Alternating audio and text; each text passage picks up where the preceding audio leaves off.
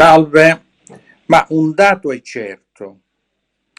noi dovremo convivere sicuramente con la pandemia e probabilmente anche con un aumento dei contagi nel periodo autunnale, ormai le autorità sono tutte concordi in questa convinzione. Che si possa pensare di gestire altre fasi di lockdown generalizzato ritengo che vada altrettanto escluso, perché l'economia dell'Occidente, del mondo, non reggerebbe ipotesi di ulteriore blocco della produzione o diciamo di blocco del motore industriale. Quindi probabilmente dovremo convivere esercitando tutte le necessarie attività di sorveglianza, di precauzione, ritornando a fare una vita normale per come si potrà. Certamente tutto questo passa da una necessità centrale di rafforzare le capacità sanitarie dei paesi del mondo, ma parliamo dell'Italia innanzitutto. Dobbiamo rafforzare tutte le strutture, dobbiamo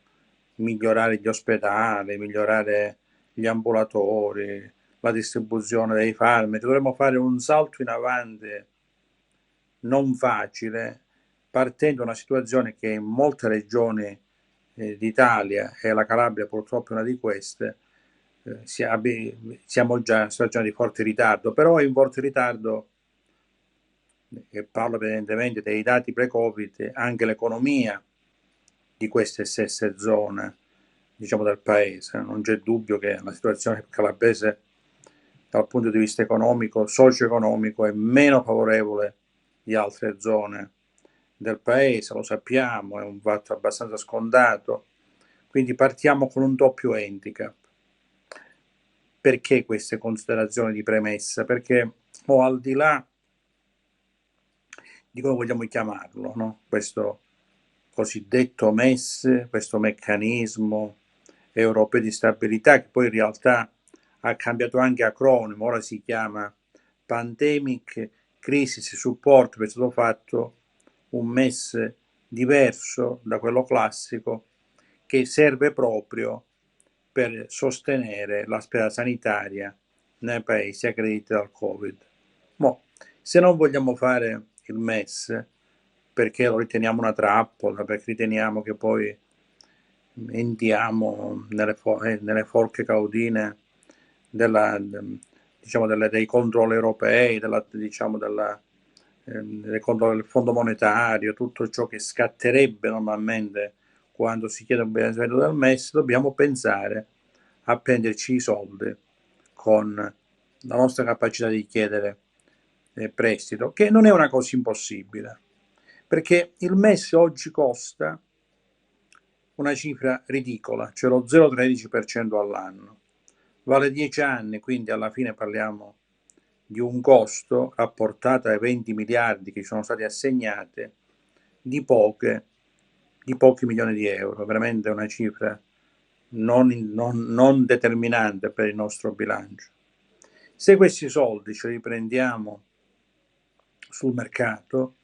ai tassi del BTP Italia, no? Che pare per esempio che proprio l'asta di queste ore sia andata benissimo, quindi non avremo difficoltà noi a prendere i soldi sul mercato, però lo paghiamo un po' di più,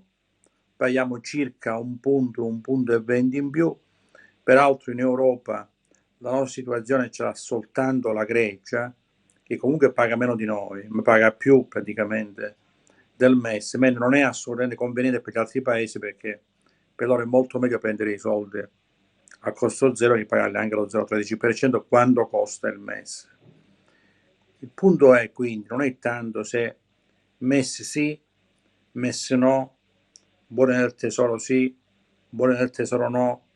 Il punto è essere veloci, la politica dei rinvii è esattamente il contrario di quello che abbiamo bisogno. Intanto del MES avrebbe beneficio l'intera economia del paese, non solo quella sanitaria, perché è chiaro che poi genererebbe domanda aggregata, quindi aiuto all'economia del paese in termini di aumento della domanda anche di beni privati, e questo ne trarrebbe in un momento di grande difficoltà a beneficio tutta la nostra economia. Quindi un motivo in più, no, volendo usare il cosiddetto approccio keynesiano, questi soldi comunque di spenderli, ma del resto noi dobbiamo comunque pensare collettivamente, non come singolo paese o come singola regione, che le possibilità di tornare ai livelli pre-Covid sono legate a un ritorno graduale alla normalità. È impensabile con un paese come il nostro che si è fortemente, ahimè, diciamo, ha perso un po' di industria nel tempo, soprattutto nella parte meridionale del paese, che non si possa reagire usando il terziario, quindi usando il turismo sia quello diciamo vacanziero che quello delle città d'arte. Queste per noi sono scelte impensabili, irrinunciabili. Possiamo perdere una stagione, non possiamo perdere la prossima, sarebbe per noi fatale. Quindi è necessario, è indispensabile creare le condizioni interne di sicurezza, di aumento della sicurezza, di aumento dell'efficienza sanitaria per poter affrontare la pandemia economica, quella socio-economica, quella in questo momento la più, la più pericolosa. Quindi al di là ora se si decide il MES, perché l'aria è che una maggioranza nell'ambito dell'attuale governo sul MES non c'è un approccio ideologico, secondo me c'è anche tantissima ignoranza, ma purtroppo è così. Allora si decida no al MES e si lancia un piano straordinario di emissione di titoli di Stato. Lo dobbiamo fare pure subito, queste risorse vanno messe a disposizione della sanità di questo paese e quindi dell'economia nel suo complesso, perché questo ci è vitale per poter. Del resto, ripeto, questo è un interesse collettivo, non è soltanto dell'Italia. Tutti i paesi occidentali hanno bisogno assolutamente di tornare ad aprire le frontiere, tornare a trasferire persone, beni e merci, perché lo scambio internazionale, diciamo, è la chiave di volta, diciamo, della crescita economica in questo momento, del recupero delle condizioni pre-Covid, partendo dal presupposto che la situazione pre-Covid in Italia non era una situazione soddisfacente. Il livello di produzione, il livello per esempio di occupazione, quella giovanile, quella femminile, non erano certamente in condizioni ottimali. Avevamo fortissimi ritardi, c'era una grande necessità di intervenire. Immaginiamo qual è il disastro del post-Covid rispetto a questo andamento negativo. Del resto, il MES, chiamiamolo MES, chiamiamolo PCS, come dovremmo correttamente chiamarlo, parliamo di un piano straordinario di indebitamento finalizzato a rafforzare la struttura sanitaria, usiamo di tutti i temi che vogliamo, però non possiamo pensare che possa essere sostituito dai recovery bond, dal programma di recovery di bond, sui quali si sta facendo una grandissima attività di programmazione, però è tutta una cosa da venire. È vero, sono 170 miliardi, in parte sono a fondo perduto e in parte vengono dati a tassi bassissimi, ma comunque intanto non è certo che questa cosa si farà, si deciderà. Il Presidente del Consiglio inizia in questi giorni una sorta di tour europeo per convincere rafforzare le intese con chi è deciso e convincere quelli che non lo sono affatto, i paesi nordici per intenderlo, che non voglio sentir parlare di fondo perduto. Anche lì è una attività faticosissima, avremo un Consiglio europeo a luglio decisivo, ma poi quando mai arriveranno questi fondi, arriveranno a partire dal 2021 e verranno distribuiti negli anni. Quindi chi pensa di poter sostituire i 20 miliardi veloci immediati del MES con quello che arriverà del Recovery Fund, fa una grande confusione nei tempi. E poi sono due cose diverse. Il MES può essere investito immediatamente nella spesa di rafforzamento sanitario e quindi anche nella spesa corrente. Il recovery no. Il recovery presuppone dei programmi, non può finanziare per esempio riforme fiscali, per riduzione delle entrate da parte dello Stato, e quindi sicuramente è una medicina diversa con la quale dovremo confrontarci,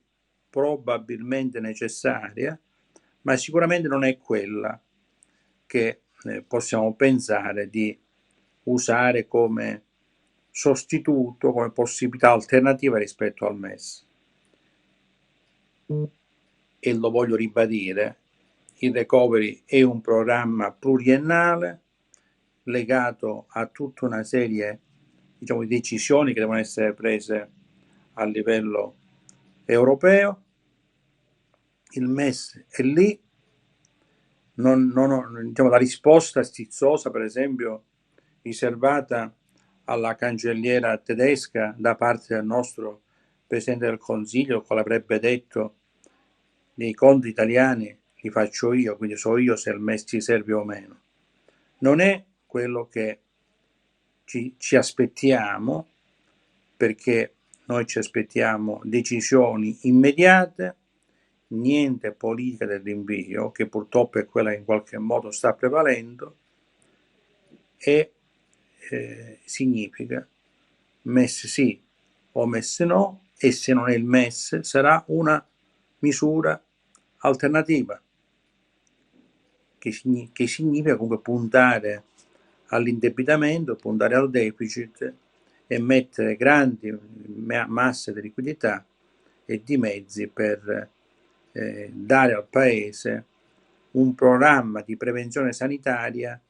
che ci consenta di affrontare quella che sarà la seconda ondata, che è nelle cose, che può essere gestibile con attenzione, con mezzi, pagando dei sacrifici, però assolutamente una cosa che può essere superata se arriviamo però con le armi opportune. Di questi argomenti oggi ne voglio parlare, voglio confrontare con un ospite diciamo presente nelle nostre trasmissioni in più occasioni, che è l'avvocato Vittorio Lombardi, che su questa cosa ci ha, come dire, preparato una sua testimonianza, che prego alla regia di mandarla in onda. La crisi che stiamo vivendo è una crisi epocale, una crisi che attanaglia il Paese da molto tempo, e la pandemia certamente l'ha aggravata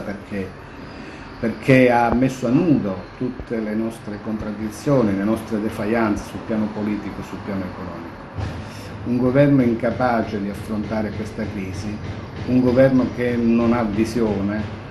un governo che è soltanto buono a fare spot elettorali, annunci, ma nulla di concreto per la piccola e media imprese, per gli artigiani, per i commercianti, per i professionisti, che sono il polmone economico di questo Paese. Questo Paese,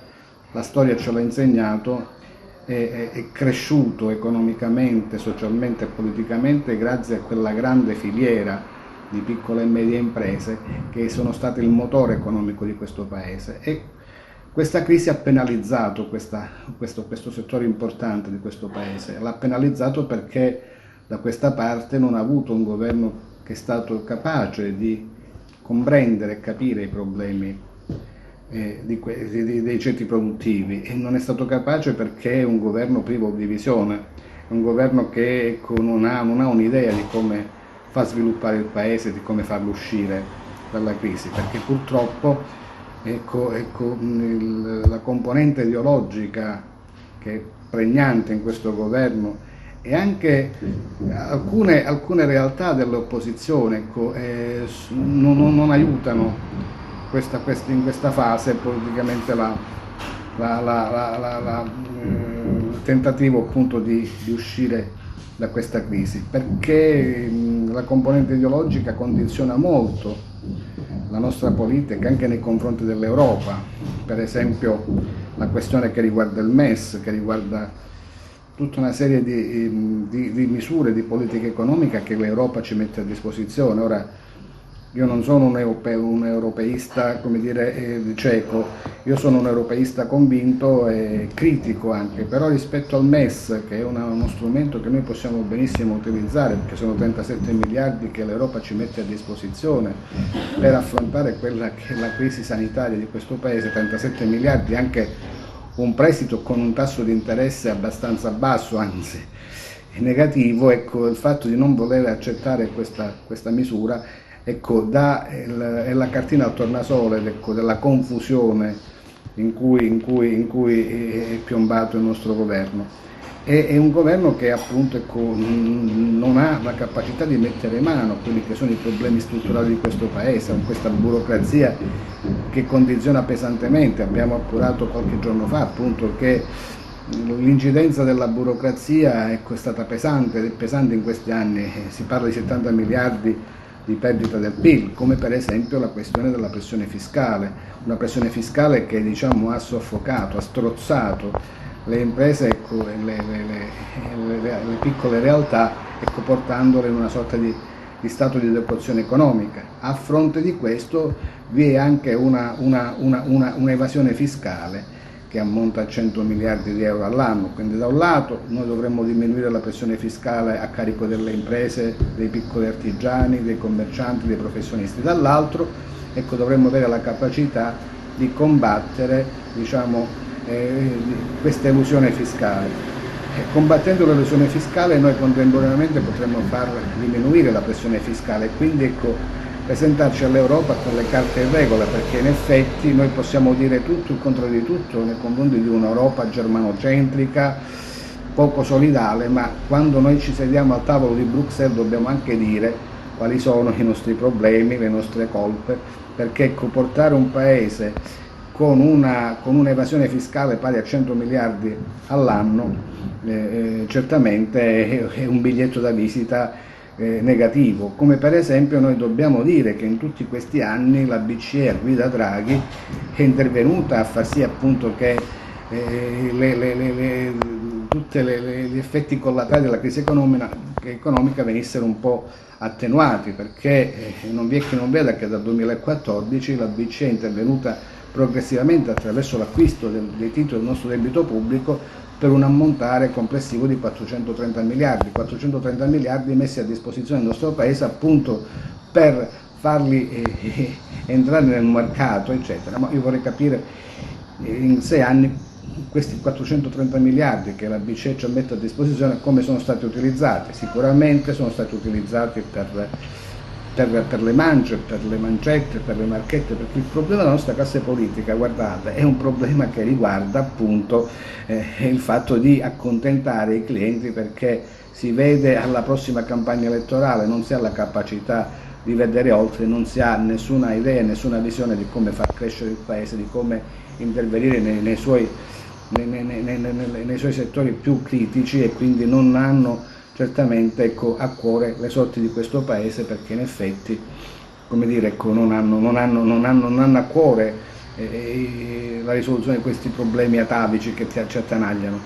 E invece lo sforzo che bisognerebbe fare è uno sforzo verso la direzione di una crescita del Paese, e da questa crisi noi possiamo benissimo trarre situazioni di grande vantaggio. Come far ripartire il Paese? Il Paese lo facciamo ripartire attraverso una politica economica che miri allo sviluppo e meno all'aumento della spesa pubblica, all'aumento di tutta una serie di costi che incidono negativamente sul nostro PIL e sul nostro debito pubblico. Quindi lotta alla burocrazia, eliminazione del codice dell'appalto, interlocuzione più positiva e più determinante nei confronti dell'Europa, e una politica che miri soprattutto, ecco, a salvaguardare e a tutelare chi in effetti in Italia produce reddito, produce ricchezza, perché il problema è dare la possibilità a tutti di produrre ricchezza. Se non produciamo ricchezza non possiamo dare risposte anche in termini di welfare, in termini di, come dire, di eguaglianza sociale ed economica. Tutte le misure di questo governo invece vanno nella direzione contraria. Per farlo uscire l'Italia dalla crisi è necessario uno sforzo comune, maggioranza e opposizione, su alcuni temi fondamentali di politica economica e sociale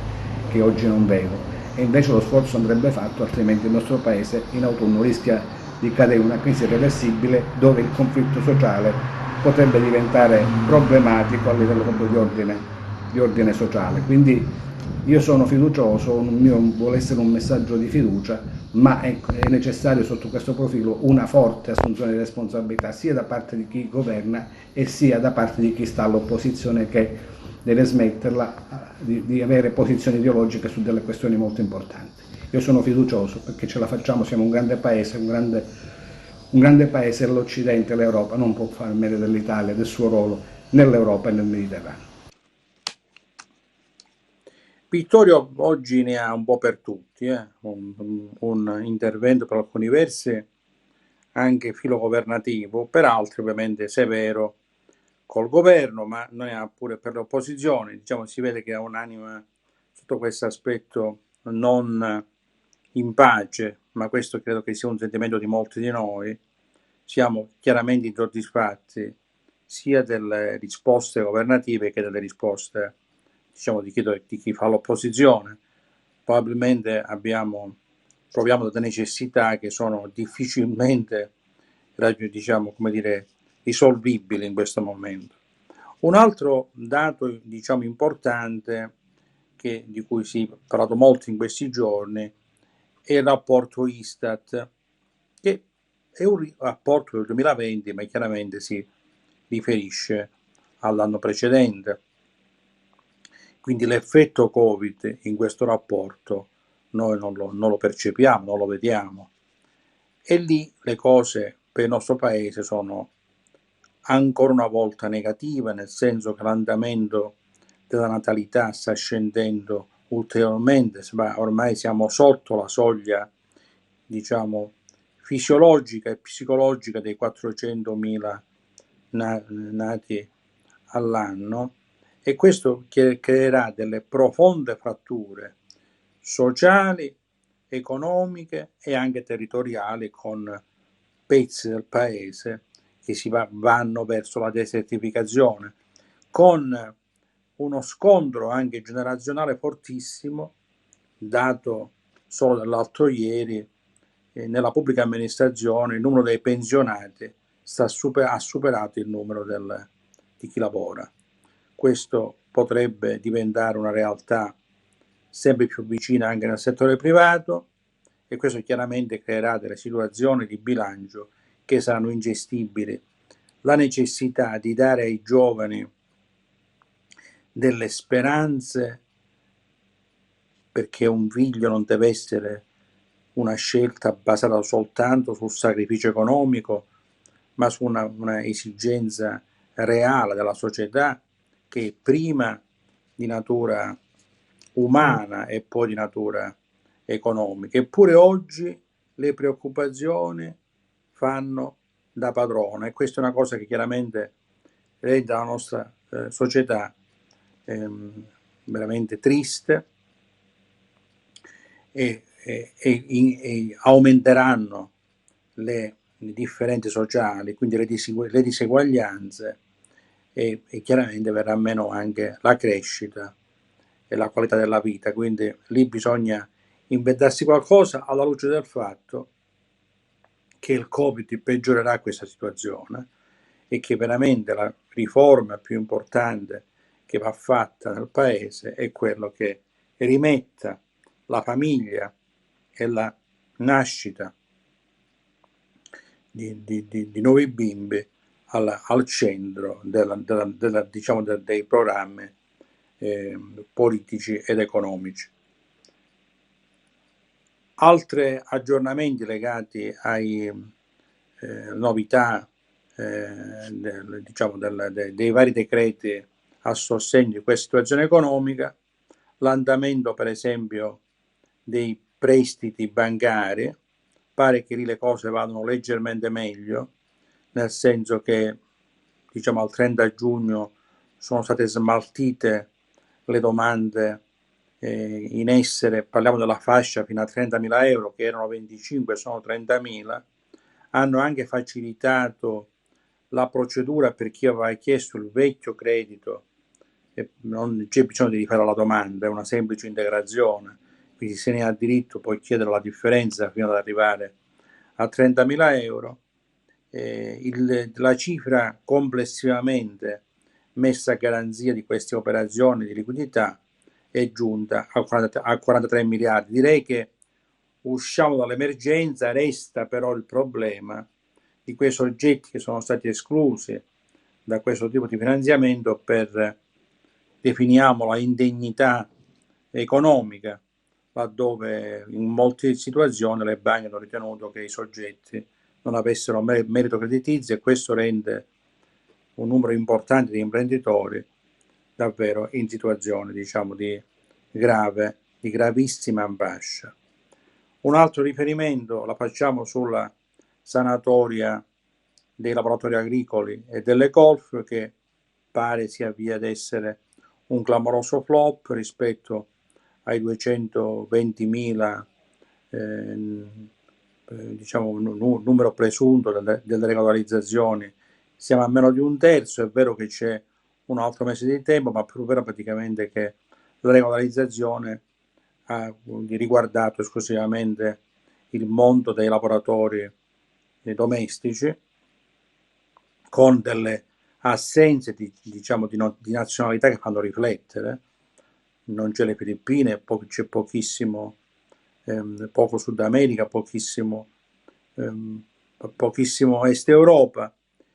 Ci sono per la verità che la fanno da padrone Marocco e Cina. Il sospetto che si possa trattare di regolarizzazioni, diciamo, fittizie, ovviamente viene, è molto forte, e spero che le autorità poi questa cosa diciamo, la combattono in modo adeguato. Da ultimo prende sempre più forma il bonus 110, hanno in commissione bilancio hanno liberalizzato la seconde case senza nessun limite, hanno ridotto gli importi per i condomini, hanno anche precisato che potranno chiedere il beneficio anche le Onlus e le associazioni sportive. Credo che devo dire che nel contempo il mondo del credito si è abbastanza mobilitato e ha preparato in molti casi delle veri e propri pacchetti per cosiddetti per le chiavi in mano, per l'efficienza totale. Speriamo che questa cosa rappresenti davvero quella intervento anticiclico che dovrebbe in qualche modo equilibrare i gravissimi ritardi che la nostra economia ha nel settore del turismo, del tempo libero e del commercio al dettaglio. Questo è quanto per oggi, vi ringrazio per l'attenzione, alla prossima.